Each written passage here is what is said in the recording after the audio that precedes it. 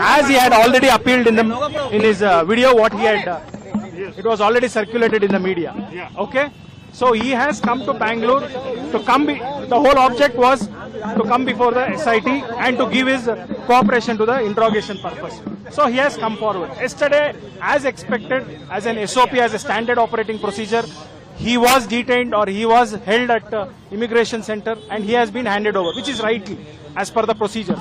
Probably rest, as I said, the reason as he has come forward is to cooperate to the investigation. That is what he's been doing.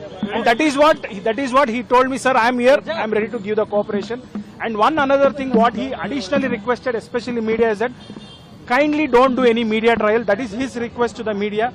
And he says that let there be no conviction even before there being a proper hearing from my end also. So I request and I appeal all the medias, especially English as well as Kannada channels.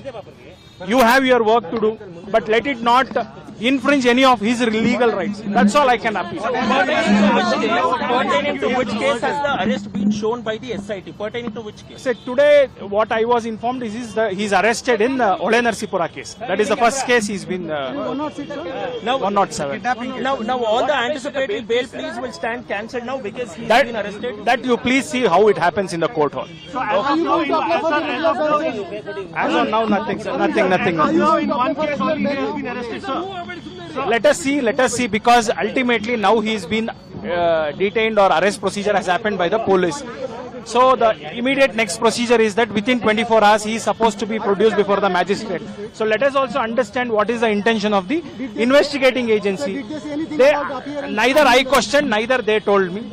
So that is ultimately our work and their duty, and my duty is before the court. As of now, he is arrested in one case only. Yes. Which one case is that? That is the first case, Ole Narsipura case.